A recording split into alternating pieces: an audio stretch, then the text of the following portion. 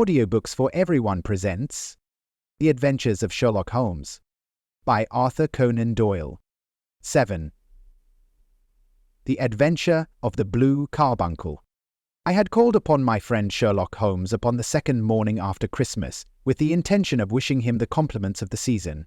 He was lounging upon the sofa in a purple dressing gown, a pipe rack within his reach upon the right, and a pile of crumpled morning papers, evidently newly studied, near at hand. Beside the couch was a wooden chair, and, on the angle of the back, hung a very seedy and disreputable hard-felt hat, much the worse for wear and cracked in several places. A lens and a forceps, lying upon the seat of the chair, suggested that the hat had been suspended in this manner for the purpose of examination. "You are engaged," said I. "Perhaps I interrupt you?" "Not at all. I am glad to have a friend with whom I can discuss my results. The matter is a perfectly trivial one." He jerked his thumb in the direction of the old hat. "But there are points in connection with it which are not entirely devoid of interest and even of instruction." I seated myself in his armchair and warmed my hands before his crackling fire, for a sharp frost had set in, and the windows were thick with the ice crystals. "I suppose," I remarked, "that, homely as it looks, this thing has some deadly story linked onto it, that it is the clue which will guide you in the solution of some mystery and the punishment of some crime." No crime," said Sherlock Holmes, laughing. "Only one of those whimsical little incidents which will happen when you have 4 million human beings all jostling each other within the space of a few square miles. Amid the action and reaction of so dense a swarm of humanity, every possible combination of events may be expected to take place, and many a little problem will be presented which may be striking and bizarre without being criminal. We have already had experience of such. So much so, I remarked, that of the last 6 cases which I have added to my notes, 3 have been entirely free of any legal crime." "Precisely. You allude to my attempt to recover the Irene Adler papers, to the singular case of Miss Mary Sutherland, and to the adventure of the man with the twisted lip. Well, I have no doubt that this small matter will fall into the same innocent category. You know Peterson, the commissionaire?" "Yes. It is to him that this trophy belongs." "It is his hat." No, he found it. Its owner is unknown. I beg that you will look upon it not as a battered billycock, but as an intellectual problem. And, first, as to how it came here. It arrived upon Christmas morning, in company with a good fat goose, which is, I have no doubt, roasting at this moment in front of Peterson's fire. The facts are these. About 4 o'clock on Christmas morning, Peterson, who, as you know, is a very honest fellow, was returning from some small jollification and was making his way homeward down Tottenham Court Road. In front of him he saw in the gaslight a tallish man, walking with a slight stagger and carrying a white goose slung over his shoulder. As he reached the corner of Goose Street, a row broke out between this stranger and a little knot of roughs. One of the latter knocked off the man's hat, on which he raised his stick to defend himself and, swinging it over his head, smashed the shop window behind him. Peterson had rushed forward to protect the stranger from his assailants, but the man, shocked at having broken the window and seeing an official-looking person in uniform rushing towards him, dropped his goose, took to his heels, and vanished amid the labyrinth of small streets which lie at the back of Tottenham Court Road. The roughs had also fled at the appearance of Peterson, so that he was left in possession of the field of battle and also of the spoils of victory in the shape of this battered hat and a most unimpeachable Christmas, which surely he restored to their owner. My dear fellow, there lies the problem. It is true that for Mrs. Henry Baker was printed upon a small card which was tied to the bird's left leg, and it is also true that the initials H.B. are legible upon the lining of this hat, but, as there are some thousands of Bakers and some hundreds of Henry Bakers in this city of ours, it is not easy to restore lost property to any one of them. What, then, did Peterson do? We brought round both hat and goose to me on Christmas morning, knowing that even the smallest problems are of interest to me. The goose we retained until this morning, when there were signs that in spite of the slight frost, it would be well that it should be eaten without unnecessary delay. Its finder has carried it off, therefore, to fulfill the ultimate destiny of a goose, while I continue to retain the hat of the unknown gentleman who lost his Christmas dinner. Did he not advertise? Then what clue could you have as to his identity? Only as much as we can deduce. From his hat? Precisely. But you are joking. What can you gather from this old, battered felt? Here is my lens. You know, my methods. What can you gather yourself as to the individuality of the man who has worn this article? I took the tattered object in my hands and turned it over rather ruefully. It was a very ordinary black hat, of the usual round shape, hard and much the worse for wear. The lining had been of red silk but was a good deal discolored. There was no maker's name, but, as Holmes had remarked, the initials H.B. were scrawled upon one side. It was pierced in the brim for a hat securer, but the elastic was missing. For the rest, it was cracked, exceedingly dusty, and spotted in several places, although there seemed to have been some attempt to hide the discolored patches by smearing them with ink. "I can see nothing," said I, handing it back to my friend. "On the contrary, Watson, you can see everything. You fail, however, to reason from what you see. You are too timid in drawing your inferences. Then, pray tell me what it is that you can infer from this hat." He picked it up and gazed at it in the peculiar, introspective fashion which was characteristic of him. "It is perhaps less suggestive than it might have been," he remarked, "and yet there are a few inferences which are very distinct, and a few others which represent at least a strong balance of probability. That the man was highly intellectual is of course obvious upon the face of it, and also that he was fairly well-to-do within the last 3 years, although he has now fallen upon evil days. He had foresight, but has less now than formerly, pointing to a moral retrogression, which, when taken with the decline of his fortunes, seems to indicate some evil influence, probably drink, at work upon him. This may account also for the obvious fact that his wife has ceased to love him. My dear Holmes, he has, however, retained some degree of self-respect, he continued, disregarding my remonstrance. He is a man who leads a sedentary life, goes out little, is out of training entirely, is middle-aged, has grizzled hair which he has had cut within the last few days, and which he anoints with lime cream. These are the more patent facts which are to be deduced from his hat. Also, by the way, that it is extremely improbable that he has gas laid on in his house. You are certainly joking, Holmes. Not in the least. Is it possible that even now, when I give you these results, you are unable to see how they are attained? I have no doubt that I am very stupid, but I must confess that I am unable to follow you. For example, how did you deduce that this man was intellectual? For answer, Holmes clapped the hat upon his head.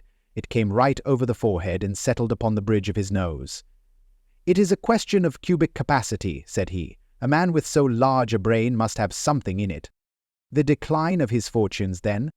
"This hat is 3 years old. These flat brims curled at the edge came in then.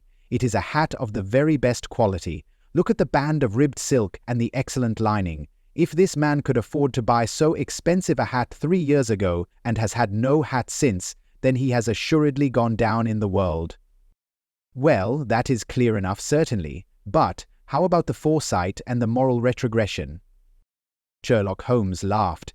"Here is the foresight," said he, putting his finger upon the little disc and loop of the hat securer. "They are never sold upon hats. If this man ordered one, it is a sign of a certain amount of foresight, since he went out of his way to take this precaution against the wind. But since we see that he has broken the elastic and has not troubled to replace it, it is obvious that he has less foresight now than formerly, which is a distinct proof of a weakening nature. On the other hand, he has endeavored to conceal some of these stains upon the felt by daubing them with ink, which is a sign that he has not entirely lost his self-respect. Your reasoning is certainly plausible. The further points, that he is middle-aged, that his hair is grizzled, that it has been recently cut, and that he uses lime cream, are all to be gathered from a close examination of the lower part of the lining. The lens discloses a large number of hair ends, clean cut by the scissors of the barber. They all appear to be adhesive, and there is a distinct odor of lime cream. This dust, you will observe, is not the gritty grey dust of the street, but the fluffy brown dust of the house, showing that it has been hung up indoors most of the time, while the marks of moisture upon the inside are proof positive that the wearer perspired very freely and could therefore hardly be in the best of training. But his wife, you said that she had ceased to love him? This hat has not been brushed for weeks. When I see you, my dear Watson, with a week's accumulation of dust upon your hat, and when your wife allows you to go out in such a state, I shall fear that you also have been unfortunate enough to lose your wife's affection. But he might be a bachelor. Nay, he was bringing home the goose as a peace offering to his wife. Remember the card upon the bird's leg. You have an answer to everything. But how on earth do you deduce that the gas is not laid on in his house? Tallow stain, or even 2, might come by chance, but when I see no less than 5, I think that there can be little doubt that the individual must be brought into frequent contact with burning tallow, walks upstairs at night, probably with his hat in one hand and a guttering candle in the other. Anyhow, he never got tallow stains from a gas jet. Are you satisfied? Well, it is very ingenious, said I, laughing, but since, as you said just now, there has been no crime committed and no harm done save the loss of a goose, all this seems to be rather a waste of energy. Sherlock Holmes had opened his mouth to reply, when the door flew open, and Peterson, the commissionaire, rushed into the apartment with flushed cheeks and the face of a man who is dazed with astonishment. "The goose, Mr. Holmes, the goose, sir," he gasped. What of it, then? Has it returned to life and flapped off through the kitchen window?" Holmes twisted himself round upon the sofa to get a fairer view of the man's excited face. "See, here, sir, see what my wife found in its crop." He held out his hand and displayed upon the centre of the palm a brilliantly scintillating blue stone, rather smaller than a bean in size, but of such purity and radiance that it twinkled like an electric point in the dark hollow of his hand. Sherlock Holmes sat up with a whistle. "By Jove, Peterson," said he, "this is treasure trove indeed. I suppose you know what you have got?" "A diamond, sir. A precious stone. It cuts into glass as though it were putty." "It's more than a precious stone. It is the precious stone." "Not the Countess of Morcar's Blue Carbuncle?" I ejaculated. "Precisely so. I ought to know its size and shape, seeing that I have read the advertisement about it in the Times every day lately. It is absolutely unique, and its value can only be conjectured, but the reward offered of GBP 1,000 is certainly not within a 20th part of the market price." £1,000! Great Lord of mercy! The commissionaire plumped down into a chair and stared from one to the other of us. "That is the reward. And I have reason to know that there are sentimental considerations in the background which would induce the Countess to part with half her fortune if she could but recover the gem. It was lost, if I remember aright, at the Hotel Cosmopolitan," I remarked. "Precisely so, on December 22nd, just 5 days ago. John Horner, a plumber, was accused of having abstracted it from the lady's jewel case. The evidence against him was so strong that the case has been referred to the assizes. I have some account of the matter here, I believe." He rummaged amid his newspapers, glancing over the dates, until at last he smoothed one out, doubled it over, and read the following paragraph. "Hotel Cosmopolitan jewel robbery. John Horner, 26, plumber, was brought up upon the charge of having upon the 22nd abstracted from the jewel case of the Countess of Morcar the valuable gem known as the Blue Carbuncle. James Ryder, upper attendant at the hotel, gave his evidence to the effect that he had shown Horner up to the dressing-room of the Countess of Morcar upon the day of the robbery in order that he might solder the second bar of the grate, which was loose. He had remained with Horner some little time, but had finally been called away. On returning, he found that Horner had disappeared, that the bureau had been forced open, and that the small morocco casket in which, as it afterwards transpired, the Countess was accustomed to keep her jewel, was lying empty upon the dressing-table. Ryder instantly gave the alarm, and Horner was arrested the same evening, but the stone could not be found either upon his person or in his rooms. Catherine Cusack, maid to the Countess, deposed to having heard Ryder's cry of dismay on discovering the robbery, and to having rushed into the room where she found matters as described by the last witness. Inspector Bradstreet, B Division, gave evidence as to the arrest of Horner, who struggled frantically and protested his innocence in the strongest terms. Evidence of a previous conviction for robbery having been given against the prisoner, the magistrate refused to deal summarily with the offence, but referred it to the assizes. Horner, who had shown signs of intense emotion during the proceedings, fainted away at the conclusion and was carried out of court. So much for the police court, said Holmes thoughtfully, tossing aside the paper. The question for us now to solve is the sequence of events leading from a rifle jewel case at one end to the crop of a goose in Tottenham Court Road at the other. You see, Watson, our little deductions have suddenly assumed a much more important and less innocent aspect. Here is the stone. The stone came from the goose, and the goose came from Mr. Henry Baker, the gentleman with the bad hat, and all the other characteristics with which I have bored you. So now, we must set ourselves very seriously to finding this gentleman and ascertaining what part he has played in this little mystery. To do this, we must try the simplest means first, and these lie undoubtedly in an advertisement in all the evening papers. If this fail, I shall have recourse to other methods. What will you say? Give me a pencil and that slip of paper. Now then, found at the corner of Goose Street a goose and a black felt hat. Mr. Henry Baker can have the same by applying at 6:30 this evening at 221B Baker Street. That is clear and concise. Very. But will he see it? Well, he is sure to keep an eye on the papers, since to a poor man the loss was a heavy one. He was clearly so scared by his mischance in breaking the window and by the approach of Peterson that he thought of nothing but flight, but since then he must have bitterly regretted the impulse which caused him to drop his bird. Then, again, the introduction of his name will cause him to see it, for everyone who knows him will direct his attention to it. Here you are. Run down to the advertising agency and have this put in the evening papers. In which, sir? All in the Globe, Star, Pall Mall, St. James's Gazette, Evening News, Standard, Echo, and any others that occur to you. Very well, sir. And this stone? Yes, I shall keep the stone, thank you. And, I say, Peterson, just buy a goose on your way back and leave it here with me, for we must have one to give to this gentleman in place of the one which your family is now devouring. When the commissionaire had gone, Holmes took up the stone and held it against the light. It's a bonny thing, said he. Just see how it glints and sparkles. Of course it is a nucleus and focus of crime. Every good stone is. They are the devil's pet baits. In the larger and older jewels every facet may stand for a bloody deed. This stone is not yet 20 years old. It was found in the banks of the Amoy River in southern China, and is remarkable in having every characteristic of the carbuncle, save that it is blue in shade instead of ruby red. In spite of its youth, it has already a sinister history. There have been 2 murders, a vitriol throwing, a suicide, and several robberies brought about for the sake of this 40-grain weight of crystallized charcoal. Who would think that so pretty a toy would be a purveyor to the gallows and the prison? I'll lock it up in my strong-box now, and drop a line to the Countess to say that we have it. Do you think that this man Horner is innocent? I cannot tell. Well then, do you imagine that this other one, Henry Baker, had anything to do with the matter?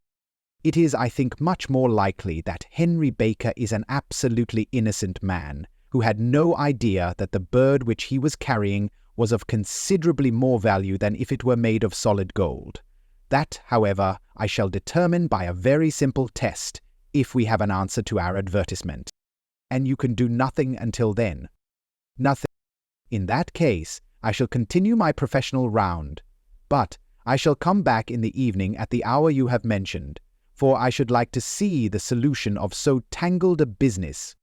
Very glad to see you. I dine at 7. There is a woodcock, I believe. By the way, in view of recent occurrences, perhaps I ought to ask Mrs. Hudson to examine its crop. I had been delayed at a case, and it was a little after 6:30 when I found myself in Baker Street once more. As I approached the house, I saw a tall man in a Scotch bonnet, with a coat which was buttoned up to his chin, waiting outside in the bright semicircle which was thrown from the fanlight. Just as I arrived, the door was opened, and we were shown up together to Holmes' room. "Mr. Henry Baker, I believe," said he, rising from his armchair and greeting his visitor with the easy air of geniality which he could so readily assume. "Pray take this chair by the fire, Mr. Baker. It is a cold night, and I observe that your circulation is more adapted for summer than for winter. Ah, Watson, you have just come at the right time. Is that your hat, Mr. Baker?" "Yes, sir, that is undoubtedly my hat." He was a large man with rounded shoulders, a massive head, and a broad, intelligent face, sloping down to a pointed beard of grizzled brown. A touch of red in nose and cheeks, with a slight tremor of his extended hand, recalled Holmes's surmise as to his habits. His rusty black frock coat was buttoned right up in front, with the collar turned up, and his lank wrists protruded from his sleeves without a sign of cuff or shirt. He spoke in a slow staccato fashion, choosing his words with care, and gave the impression generally of a man of learning and letters, who had had ill usage at the hands of fortune. "We have retained these things for some days," said Holmes, "because we expected to see an advertisement from you giving your address. I am at a loss to know now why you did not advertise." Our visitor gave a rather shamefaced laugh. "Shillings have not been so plentiful with me as they once were," he remarked. "I had no doubt that the gang of roughs who assaulted me had carried off both my hat and the bird. I did not care to spend more money in a hopeless attempt at recovering them." "Very naturally. By the way, about the bird, we were compelled to eat it." "To eat?" Our visitor half rose from his chair in his excitement. "Yes, it would have been of no use to anyone had we not done so, but I presume that this other goose upon the sideboard, which is about the same weight and perfectly fresh, will answer your purpose equally well?" "Oh, certainly, certainly," answered Mr. Baker with a sigh of relief. "Of course, we still have the feathers, legs, crop, and so on of your own bird, so if you wish." The men burst into a hearty laugh. "They might be useful to me as relics of my adventure," said he, "but beyond that I can hardly see what use the disjecta membra of my late acquaintance are going to be to me. No, sir, I think that, with your permission, I will confine my attentions to the excellent bird which I perceive upon the sideboard." Sherlock Holmes glanced sharply across at me, with a slight shrug of his shoulders. "There is your hat, then, and there your bird," said he. "By the way, would it bore you to tell me where you got the other one from? I am somewhat of a fowl fancier, and I have seldom seen a better-grown goose." "Certainly, sir," said Baker, who had risen and tucked his newly gained property under his arm. "There are a few of us who frequent the Alpha Inn near the museum. We are to be found in the museum itself during the day, you understand. This year our good host, Windigate by name, instituted a goose club, by which, on consideration of some few pence every week, we were each to receive a bird at Christmas. My pence were duly paid, and the rest is familiar to you. I am much indebted to you, sir, for a Scotch bonnet is fitted neither to my years nor my gravity." With a comical pomposity of manner, he bowed solemnly to both of us and strode off upon his way. "So much for Mr. Henry Baker," said Holmes when he had closed the door behind him. "It is quite certain that he knows nothing whatever about the matter. Are you hungry, Watson?" "Not particularly." "Then I suggest that we turn our dinner into a supper and follow up this clue while it is still hot." "By all means." It was a bitter night, so we drew on our ulsters and wrapped cravats about our throats. Outside, the stars were shining coldly in a cloudless sky, and the breath of the passers-by blew out into smoke like so many pistol shots. Our footfalls rang out crisply and loudly as we swung through the Doctor's Quarter, Wimpole Street, Harley Street, and so through Wigmore Street into Oxford Street. In a quarter of an hour, we were in Bloomsbury at the Alpha Inn, which is a small public house at the corner of one of the streets which runs down into Holborn. Holmes pushed open the door of the private bar and ordered 2 glasses of beer from the ruddy-faced, white-aproned landlord. "Your beer should be excellent if it is as good as your geese," said he. "My geese?" The man seemed surprised. "Yes, I was speaking only half an hour ago to Mr. Henry Baker, who was a member of your goose club." "Ah, yes, I see. But you see, sir, them's not our geese." "Indeed, whose then?" "Well, I got the 2 dozen from a salesman in Covent Garden." "Indeed? I know some of them. Which was it?" "Breckenridge is his name." "Ah, I don't know him. Well, here's your good health, landlord, and prosperity to your house. Good night." "Now for Mr. Breckenridge," he continued, buttoning up his coat as we came out into the frosty air. "Remember, Watson, that though we have so homely a thing as a goose at one end of this chain, we have at the other a man who will certainly get 7 years penal servitude unless we can establish his innocence. It is possible that our inquiry may but confirm his guilt, but in any case we have a line of investigation which has been missed by the police and which a singular chance has placed in our hands. Let us follow it out to the bitter end. Faces to the south, then, and quick march." We passed across Holborn, down Endell Street, and so through a zigzag of slums to Covent Garden Market. One of the largest stalls bore the name of Breckenridge upon it, and the proprietor, a horsey-looking man with a sharp face and trim side whiskers, was helping a boy to put up the shutters. "Good evening, it's a cold night," said Holmes. The salesman nodded and shot a questioning glance at my companion. "Sold out of geese, I see," continued Holmes, pointing at the bare slabs of marble. "Let you have 500 tomorrow morning." "That's no good." "Well, there are some on the stall with the gas flare." "Ah, but I was recommended to you." "Who, by—" "The landlord of the Alpha." "Oh yes, I sent him a couple of dozen. Fine birds they were too. Now where did you get them from?" To my surprise, the question provoked a burst of anger from the salesman. "Now then, mister," said he, with his head cocked and his arms akimbo, "what are you driving at? Let's have it straight now." "It is straight enough. I should like to know who sold you the geese which you supplied to the Alpha." "Well then, I shan't tell you. So now—" "Oh, it is a matter of no importance, but I don't know why you should be so warm over such a trifle." "Warm? You'd be as warm, maybe, if you were as pestered as I am. When I pay good money for a good article, there should be an end of the business. But it's, where are the geese? And who did you sell the geese to? And what will you take for the geese? One would think they were the only geese in the world, to hear the fuss that is made over them." "Well, I have no connection with any other people who have been making inquiries," said Holmes carelessly. "If you won't tell us, the bet is off, that is all. But I'm always ready to back my opinion on a matter of fowls, and I have a fiver on it that the bird I ate is country bred." "Well then, you've lost your fiver, for it's town bred," snapped the salesman. "It's nothing of the kind." "I say it is." "I don't believe it." "Do you think you know more about fowls than I, who have handled them ever since I was a nipper? I tell you, all those birds that went to the Alpha were town bred." "You'll never persuade me to believe that." "Will you bet then?" "It's merely taking your money, for I know that I am right. But I'll have a sovereign on with you just to teach you not to be obstinate." The salesman chuckled grimly. "Bring me the books, Bill," said he. The small boy brought round a small thin volume and a great greasy-hecked one, laying them out together beneath the hanging lamp. "Now then, Mr. Cockshaw," said the salesman, "I thought that I was out of geese, but before I finish you'll find that there is still one left in my shop. You see this little book?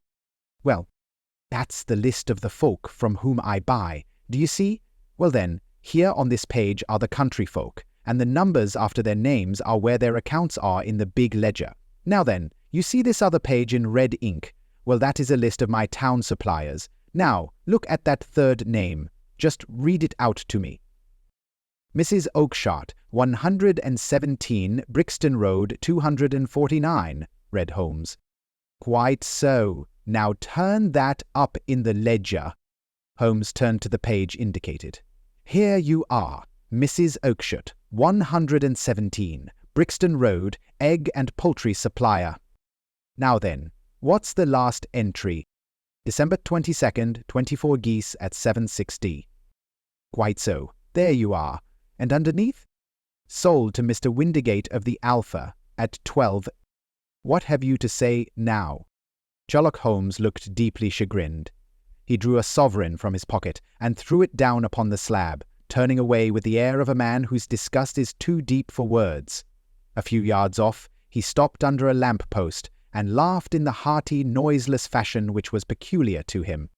When you see a man with whiskers of that cut and the pink protruding out of his pocket, you can always draw him by a bet, said he. "I dare say that if I had put GBP 100 down in front of him, that man would not have given me such complete information as was drawn from him by the idea that he was doing me on a wager. Well, Watson, we are, I fancy, nearing the end of our quest, and the only point which remains to be determined is whether we should go on to this Mrs. Oakshott tonight, or whether we should reserve it for tomorrow. It is clear from what that surly fellow said that there are others besides ourselves who are anxious about the matter, and I should— His remarks were suddenly cut short by a loud hubbub which broke out from the stall which we had just left. Turning round, we saw a little rat-faced fellow standing in the centre of the circle of yellow light which was thrown by the swinging lamp, while Breckenridge, the salesman, framed in the door of his stall, was shaking his fists fiercely at the cringing figure. "I've had enough of you and your geese," he shouted. "I wish you were all at the devil together. If you come pestering me any more with your silly talk, I'll set the dog at you. You bring Mrs. Oakshott here and I'll answer her, but what have you to do with it? Did I buy the geese off you?" "No, but one of them was mine all the same," whined the little man. "Well then, ask Mrs. Oakshott for it." "She told me to ask you." "Well, you can ask the King of Prussia for all I care. I've had enough of it. Get out of this!" He rushed fiercely forward, and the inquirer flitted away into the darkness. "Ha! This may save us a visit to Brixton Road," whispered Holmes. "Come with me, and we will see what is to be made of this fellow." Striding through the scattered knots of people who lounged round the flaring stalls, my companion speedily overtook the little man and touched him upon the shoulder. He sprang round, and I could see in the gaslight that every vestige of colour had been driven from his face. "Who are you, then? What do you want?" he asked in a quavering voice. "You will excuse me," said Holmes blandly, "but I could not help overhearing the questions which you put to the salesman just now. I think that I could be of assistance to you." "You? Who are you? How could you know anything of the matter?" "My name is Sherlock Holmes. It is my business to know what other people don't know. But you can know nothing of this?" "Excuse me, I know everything of it. You are endeavouring to trace some geese which were sold by Mrs. Oakshott of Brixton Road to a salesman named Breckenridge, by him in turn to Mr. Windigate of the Alpha, and by him to his club, of which Mr. Henry Baker is a member." "Oh, sir, you are the very man whom I have longed to meet," cried the little fellow with outstretched hands and quivering fingers. "I can hardly explain to you how interested I am in this matter." Sherlock Holmes hailed a four-wheeler which was passing. "In that case we had better discuss it in a cosy room rather than in this wind-swept market-place," said he. "But pray tell me, before we go farther, who it is that I have the pleasure of assisting." The man hesitated for an instant. "My name is John Robinson," he answered, with a sidelong glance. "No, the real name," said Holmes sweetly. "It is always awkward doing business with an alias." A flush sprang to the white cheeks of the stranger. "Well then," said he, "my real name is James Ryder." "Precisely so. Head attendant at the Hotel Cosmopolitan. Pray, step into the cab, and I shall soon be able to tell you everything which you would wish to know." The little man stood glancing from one to the other of us with half-frightened, half-hopeful eyes, as one who is not sure whether he is on the verge of a windfall or of a catastrophe. Then he stepped into the cab, and in half an hour we were back in the sitting-room at Baker Street. Nothing had been said during our drive, but the high, thin breathing of our new companion and the claspings and unclaspings of his hands spoke of the nervous tension within him. "Here we are," said Holmes cheerily as we filed into the room. "The fire looks very seasonable in this weather. You look cold, Mr. Ryder. Pray take the basket chair. I will just put on my slippers before we settle this little matter of yours. Now then, you want to know what became of those geese?" "Yes, sir. Or rather, I fancy, of that goose. It was one bird, I imagine, in which you were interested. White, with a black bar across the tail." Ryder quivered with emotion. "Oh, sir," he cried, "can you tell me where it went to?" "It came here." "Here?" "Yes, and a most remarkable bird it proved. I don't wonder that you should take an interest in it. It laid an egg after it was dead, the bonniest, brightest little blue egg that ever was seen. I have it here in my museum." Our visitor staggered to his feet and clutched the mantelpiece with his right hand. Holmes unlocked his strong-box and held up the blue carbuncle, which shone out like a star with a cold, brilliant, many-pointed radiance. Ryder stood glaring with a drawn face, uncertain whether to claim or to disown it. "The game's up, Ryder," said Holmes quietly. "Hold up, man, or you'll be into the fire. Give him an arm back into his chair, Watson. He's not got blood enough to go in for felony with impunity. Give him a dash of brandy. So, now he looks a little more human. What a shrimp it is, to be sure." For a moment he had staggered and nearly fallen, but the brandy brought a tinge of colour into his cheeks, and he sat staring with frightened eyes at his accuser. "I have almost every link in my hands and all the proofs which I could possibly need, so there is little which you need tell me. Still, that little may as well be cleared up to make the case complete. You had heard, Ryder, of this blue stone of the Countess of Morcar's?" "It was Catherine Cusack who told me of it," said he in a crackling voice. "I see, her ladyship's waiting-maid. Well, the temptation of sudden wealth so easily acquired was too much for you, as it has been for better men before you, but you were not very scrupulous in the means you used. It seems to me, Ryder, that there is the making of a very pretty villain in you. You knew that this man Horner, the plumber, had been concerned in some such matter before, and that suspicion would rest the more readily upon him. What did you do, then? You made some small job in my lady's room, you and your confederate Cusack, and you managed that he should be the man sent for. Then, when he had left, you rifled the jewel case, raised the alarm, and had this unfortunate man arrested. You then—" Ryder threw himself down suddenly upon the rug and clutched at my companion's knees. "For God's sake, have mercy!" he shrieked. "Think of my father, of my mother. It would break their hearts. I never went wrong before. I never will again. I swear it. I'll swear it on a Bible. Oh, don't bring it into court. For Christ's sake, don't." "Get back into your chair," said Holmes sternly. "It is very well to cringe and crawl now, but you thought little enough of this poor Horner in the dock for a crime of which he knew nothing. I will fly, Mr. Holmes. I will leave the country, sir. Then the charge against him will break down."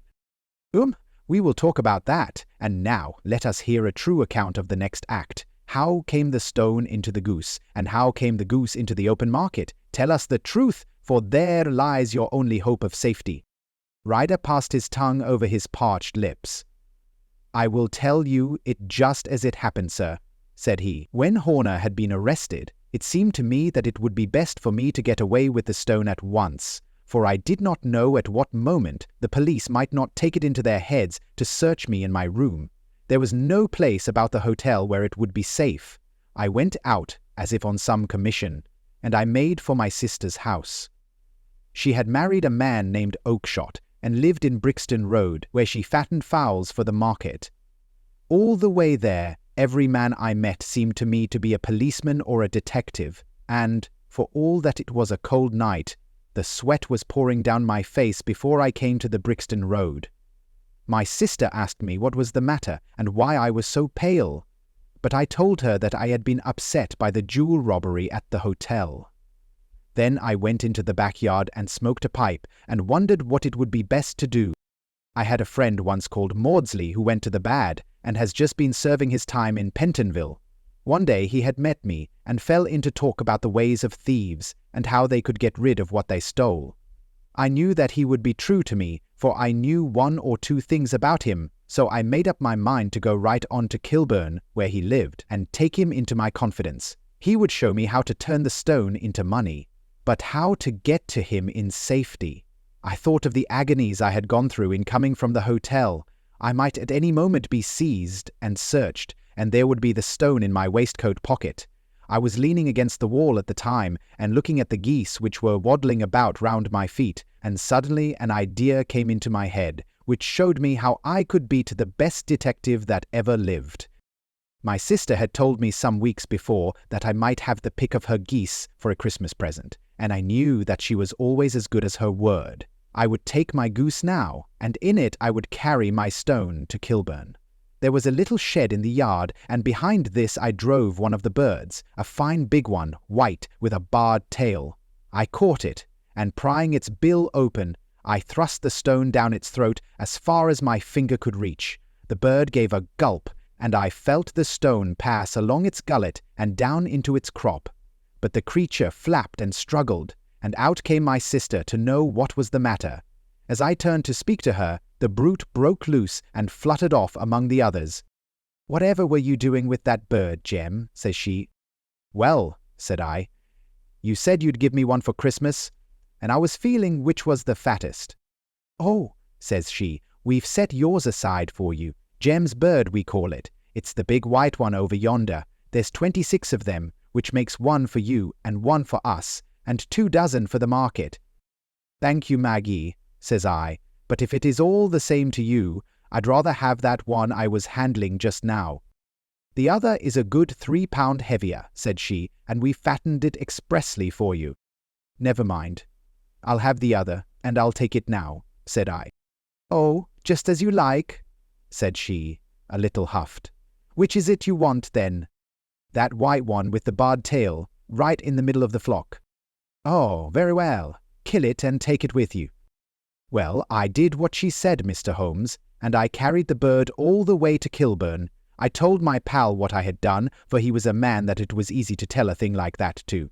He laughed until he choked, and we got a knife and opened the goose.